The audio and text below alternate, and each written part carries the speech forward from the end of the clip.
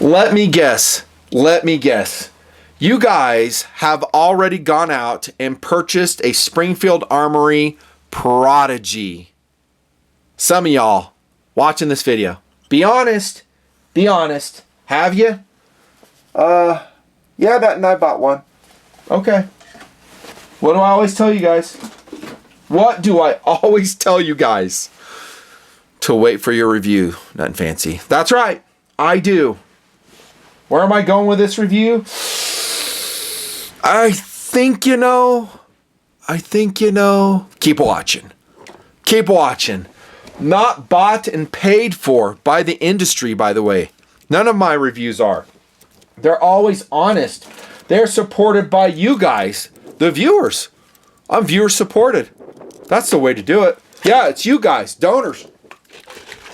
Donors to the project.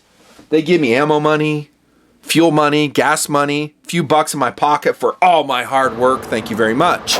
So the upside of that, as I've said many times, is I am completely independent, not beholden to the industry, not beholden to Springfield Armory, who, by the way, I kind of love. I love Springfield Armory. They do some great guns.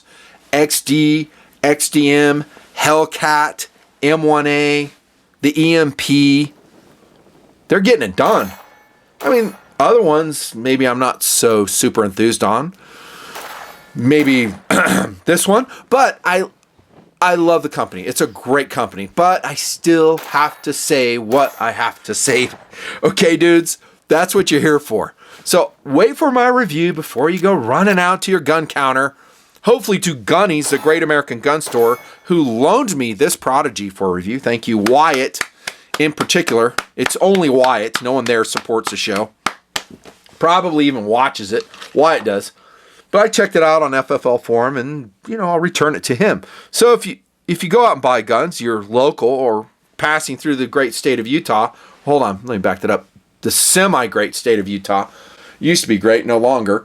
Maybe drop by Orem. Check out Gunnies, Western Wear, get a pair of shit kickers and buy a gun. You can do that. Springfield Prodigy. Oh my goodness, I've heard a lot about this gun. A lot of hype, a lot of articles, guys talking about it. I think one reason is because new introductions in the gun industry are fewer now because of the leftists just, slamming the gun industry. All the lawsuits, the legalities. It's amazing that the gun industry is introducing anything right now. Ammunition continues to be very expensive, sometimes hard to find. I think that's the reason why. Also, the nature of you guys, the purchasers, the general gun guy in the United States is one to get excited, sometimes stupidly, over something, and you just rush out and buy it. I mean, literally, gun guys are some of the easiest customers to fool in the world. And I'm a marketing guy. I study marketing, so I kind of know it. They really are. You can hype it up, show certain imagery, some LBE gear, guys, operators, doing this or that. And guys are, I'm getting that. Forums get involved. They start echoing the marketing. And, thus we have a cycle of horse shit developing for all types of things. Watches, guns, knives, all the stuff I review. I'm an adventure gear reviewer. I'm not a gun tuber, by the way. Gun content is just one of the flows I have. But I've heard a lot about it, and I do liken all the new gun introductions to a shooting star. They arc across the sky for like 20 seconds. Everybody is screaming at the top of their lungs at how cool it is for about 20 seconds, and then it's soon forgotten. That's kind of how it goes. And will the Prodigy go that way? I'll say at the end of the video. I'm not saying now. But there you go. I put it together years ago, a video called 1911 Philosophy of Use. I think most of y'all have seen that. If not, you probably ought to go see it. It does play for this one, albeit this is a 9mm double stack. Full length, 5-inch barreled version of the Prodigy. OR, optics ready. Yeah, it plays. The difference is it's in 9mm, of course. It's going to be cheaper to shoot. It's going to hold way more rounds. It's going to be plenty effective for most applications, I think. So there are some differences. But here's the deal. Watch that video. A lot of it plays. I'm going to jump into POU super quick. Maybe not so super quick because it's interesting. And you guys like interesting. Since it's 9mm, my requirements are different in a lot of ways because the 9mm is a very compact, size-efficient cartridge. It's not a big, fat 45 ACP. You know where I'm going. If you don't, you haven't watched my videos a lot. So since it's a compact, relatively low recoiling cartridge, do I need a 41-ounce platform to shoot it in most applications? Especially defensive application. No. In a competitive application, a competitive philosophy of use, like if I'm going out competing with a 1911, here's what I want. I want a heavy steel 1911. I want really good iron sights, assuming that I'm not using a red dot for competition. And I want superb accuracy, superb reliability, and an outstanding trigger. I think Rob Latham would agree with me. That's what I want out of my 1911 for competition. Heavy's good. But here's the deal. I went online, and there's one dude saying online in a review, which I skimmed through, and he's like, yeah, this is my new go-to personal defense weapon, the Prodigy 1911. I'm like, excuse me? You're going to go for a 1911 format gun, which has its own problems. It's, well, old-fashioned, let's be honest. I said that in my POU video. Cocked and locked carry, 41 ounces? Maybe you go with the commander-sized. So there's a 4 1/4 inch barrel version of the Prodigy. It's still freaking heavy. They're steel. It's a forged steel frame, forged steel slide, forged stainless steel barrel. That's your choice? You're going to like leave your Glock 17 at home and go, nah, that's not it. Or your 19, your 48, your 43, your 43X, your P365. Heck, how about a Springfield Armory product? You're going to leave your Hellcat home to go carry your 41 ounce empty, by the way, with no red dot sight. 41 ounces empty. That's your go-to gun. Not your Hellcat that's super light, 13+1, super reliable, awesome. The Hellcat, every bit as good as a P365. By the way, this was my daily carry today. It's hot. Has standard pressure, 115 grain, hollow point, blazer rounds in it. You can't even find these anymore. They're aluminum case. Saves weight. This is an SAWC application. You're going to leave this at home? You're crazy, dude. Crazy. By the way, this is that awesome Kuziak leather signature holster. Super thin. The fitment is insane. Link below. Lots of TMPers have bought it. They love it. And no, Kuziak doesn't give these to me, and they don't pay me to say that. You're going to leave your Hellcat home for that? Dude, you're insane. You're getting like psyched out by the shooting star phenomenon. The guy will probably carry it one time and go, damn, this is heavy. And he'll leave it at home, and either he goes without or he carries something lighter. That's reality. Philosophy of use, defensive carry? No way. Not even a commander-sized Prodigy. I've said that about all the 1911 guns in 45 ACP. Why should this be any different? This is a 9mm. It hits even less hard than a 45 ACP, depending on your load. No, thank you. Philosophy of use without rule of law gun? No. Home defense? Maybe, to be honest, yeah. I mean, weight doesn't really consider then, and plus it has a full pick rail. Yeah, you could. Vehicle gun? No. Hunting gun? Yeah. Actually, you kind of touched on a pretty good and accurate POU for the Prodigy. I think it would be a good hunting gun because you can put a red dot sight on it. You're going to see it's very accurate. So that's all to the good. And the downside is, do I want to go traipsing around in field with a 52-ounce platform? Depends. I mean, if I wouldn't say categorically no, but I don't know. Fun gun? Yeah. I think the Prodigy in 9mm, you'll shoot a lot more than 45 ACP for fun. Target practice, target training, yes. Yes. But we'll just call POU complete there. On we go to features of the Prodigy, the Springfield Armory Prodigy. I'm told currently this is the best double stack 9mm in the world. Okay, we'll see. We'll see about that. Have you noticed that the best, I'm kidding, of course, the best double stack 1911 in the world has a lot of plastic in it? That's kind of weird, polymer to be more specific. But look, this whole section right here, dudes. That whole section is polymer inset into the frame of the gun. You can see the mold marks here. That's interesting. Is it a showstopper for me personally? No. I mean, I've defended the use of polymer the whole project. I mean, if a bolt gun has like polymer bottom metal, I'm like, yeah, I'm fine with it. This is weird. You know, I think it's weird that a gun weighing this much, 41 ounces, and having forged assemblies, I mean, I would think you would kind of go the extra step to give dudes more forging, more metal. But for whatever reason, that's what they fitted on here. I think the trigger guard is smallish. They should have enlarged it. They should have bowed it out a little bit. I do like that it's squared on the front. I do love their texturing. They call it, of course, the adaptive texture. Same as we see on the Hellcat, which I do love. Now, this has some wear and tear on it, and it has smoothed out a little bit, and you can anticipate that with some use. So I've practiced with a gun. I've carried the gun. It will smooth out. So it's not as rough as it was out of box. But this one that doesn't have a ton of rounds through it right now, really, really nice grip. I mean, I just love it. I call it laser stippling. I mean, their trade name is adaptive texture, whatever. Everybody has their own trade names. Texturing on the front strap, of course, and this is what you get on the back strap. Yep, decent though. The grip is fantastic of the Prodigy. It is fattish. It's a big grip. It reminds me of a Para Ordnance in 45 ACP, which is a large circumference grip. I did shoot Para Ordnance 1911s and 45 ACP back in the day, and they always jammed, by the way. They were never reliable. Maybe they've changed. I went to their website, by the way, and Para Ordnance is still doing double stack 1911s. That's kind of cool. I don't know who owns the company now, what the quality's like. There is a 1911 in 9mm they have, but it's a single stack compact carry. I did not see one chambered in this caliber, 9mm. Then we have, of course, the grip safety with a speed bump on it. No problems there. Standard beaver tail. The safety is ambidextrous. Lefties will like that.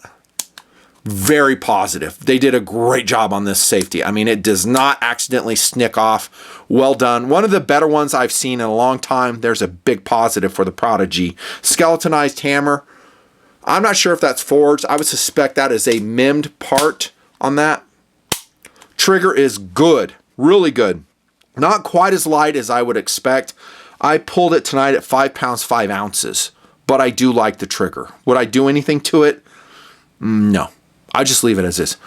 Single action, of course. Cocked and locked carry. Condition 1. Skeletonized trigger. Metal, not polymer there. Yeah, decent trigger. I still think that annoys me, though. That smallish trigger guard. But that's pretty standard on 1911s, right? A very tiny trigger guard. I was surprised they didn't change that, though.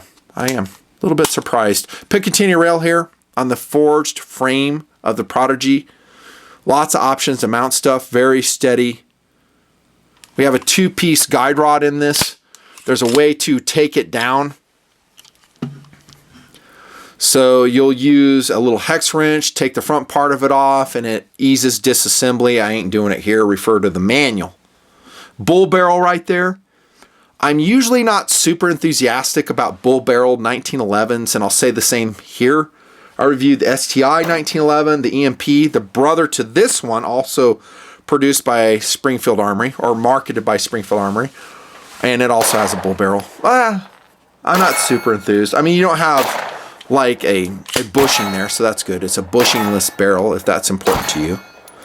But it's a high quality barrel. Again, you're going to see that in accuracy. It does a great job. 4 serrations right here in the back also. That takes us to the sight picture of the Prodigy. I have some good things about it and I have some bad things about it. A good thing about it is that it's a relatively clean sight picture. We get enough air on that front sight blade. They did not go with something blocky. Also, fiber optic pipe on the front. There are some serrations here. That is a metal assembly holding the pipe. It is a good sight picture due to that on the front. The downside of this plastic right here is if it gets hit, it just shatters. You need to really enclose this somehow, maybe on the side, raise the wall higher to protect it. I'm not sure if it's the best combat sight. Any light pipe that is unprotected. Now they do this, they open it on the top so it can gather light and be brighter. I understand that. The rear side is made of metal. It's very strong. It is inset into the optics plate, which I'll talk about here in a second. It's not adjustable, at least for elevation. I guess you could drift it if you wanted. You got a screw here you could loosen, drift it left and right. It's pretty high. It's almost suppressor height level. Has a nice ledge on it for cocking. It appears to be well made. It is serrated right here. Here's a downside. You got a friggin' U-notch on it. Nothing fancy. I like U-notches. Okay, well, I don't. Usually, I accept them on concealed carry pistols because those are meant for speed and fast acquisition. Reference the Hellcat, made by the same company, Springfield Armory. So I said in this review, hey, I can take it. I don't really love it. I haven't replaced them. We have a TFO front sight on this. That's a decent sight picture, not the most precise. There's a lot of wandering going there. But this isn't really a target pistol. This is close range, probably 10 yards inside. There's a little bit of confusion going on in the Prodigy. Says nothing fancy. The confusion is this. This is a 5-inch full-size 1911, albeit 9mm double stack. I get that. Why don't we have adjustable sights on this? Okay, I understand there's a focus of optics readiness here, but still, I think a lot of guys are going to run the iron sights on it. And also, if you're going to put this sight on it, why give a U-notch? Give just a standard cutout. And I think that would improve it. You'll see I gave an up arrow to the sights because shooting them again, I think the picture's good. But it's just a little bit confusing. This is a speed system, but the 1911 full size to me is not really, for most guys, a speed gun. I don't think this is a competition 1911. It's not really set up that way. It doesn't have like adjustable sights. And if they're combat sights, why don't I have any, some type of contrasting markings here? I could have 3 dots. I could have something like the Hellcat, like that. Why don't I have that? So it's kind of a hybrid sight. Is it a target sight? Is it a combat sight? It just can't really make up its mind. And I'm probably the only one who says this, but I've shot a lot of guns, and this is my take on the Prodigy sights. They could be improved. Now, this is the optics plate. It is made by a company called Agency Arms. They collaborated with Springfield Armory. This is the Agency Optics System. It's a stainless steel plate, and it's pretty damn heavy. How do I know this? Because I have one right here. Right there, y'all. And it has the included rear sight in it, which is kind of cool. And they're probably the ones that put this together. So sorry, AO. And this particular plate, which comes in your box for your Prodigy, will fit their Hex Dragonfly red dot. And they do sell it already fitted to the Prodigy. You can get a commander size or full size 1911. It has the Hex Dragonfly on it already. If you're going to go the red dot on the Prodigy, you might want to go that way. I think it'd just be simpler and easier.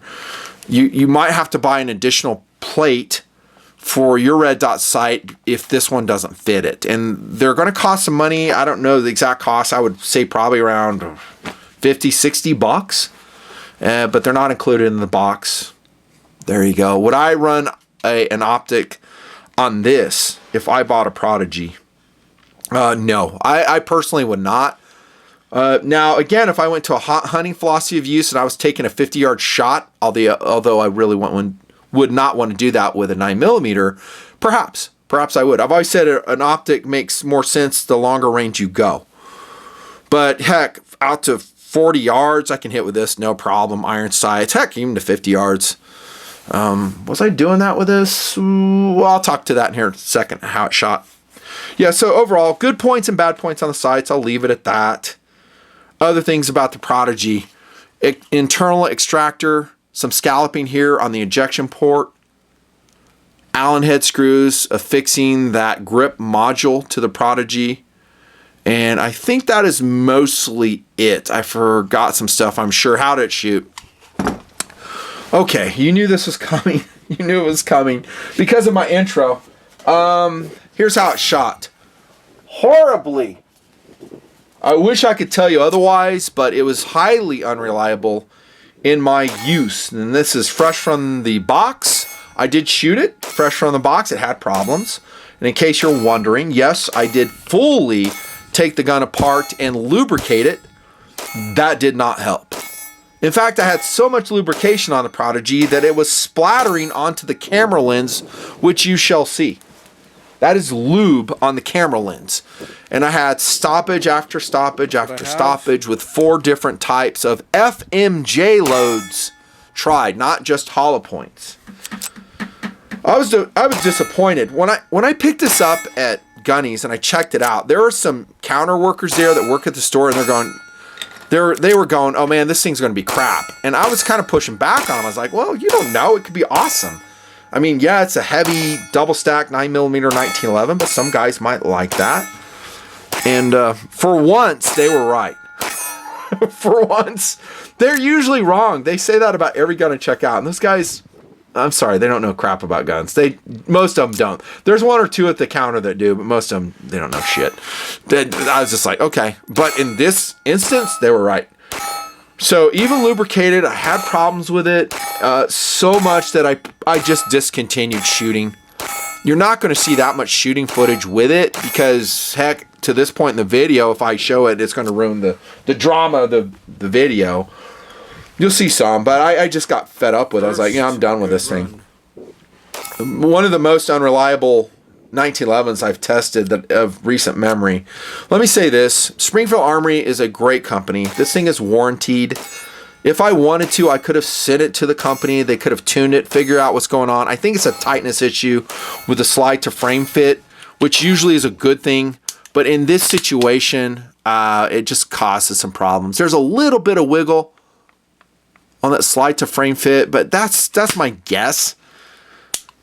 I didn't troubleshoot it. I don't troubleshoot it now. I don't get the views for my videos. If I got 1 million views on these videos, I would totally do that. But they're wheezing along on the A channel, so maybe 50K, and that's just not enough to go through that level of work and expense and time.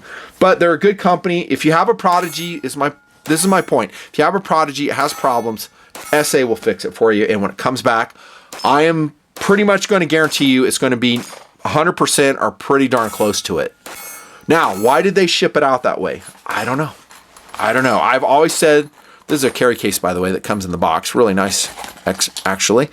I've always said that all the manufacturers should test fire their guns and put a test target in the box. Guys would be willing to pay $10 extra on the gun purchase price for that. It would add value to the gun if you sell it. Guys say, hey, I've got the box and I have the test target. Guys eat that up. I know because I do. I love it when there's a test target and it shows that they test fired it. They obviously did not do it with this that I know of because it was just awful. Now I went to an indoor range. It was running pretty good for one string of fire. I was able to get some double tap training sessions out of it, and then it started choking again. Here's the accuracy. It's pretty good. Like outstanding, actually. I mean, one hole. This is me standing at 7 yards. So everything I shot that day, this thing blew it away in terms of accuracy. So I can do one hole if you give me a gun that can do it. Look at this. Holy freak. That's amazing. Let's read my notes. Trigger, up arrow, kerchunk. Let me talk about that. Kerchunk to me is a word I use to describe what is a sensation of delayed recoil in the gun. It usually means there's a high friction of some sort. The gun's not cycling properly. This was kerchunky. Sights, up arrow, 100% in this particular string of fire, and then it started having problems again.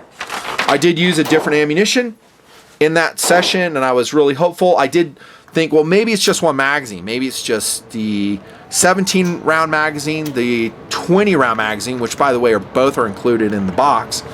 No, both had issues. Yeah, you can get a 26-round magazine for it as well. All the magazines, I think, are around $60. It's really good. I mean, the capacity is insane.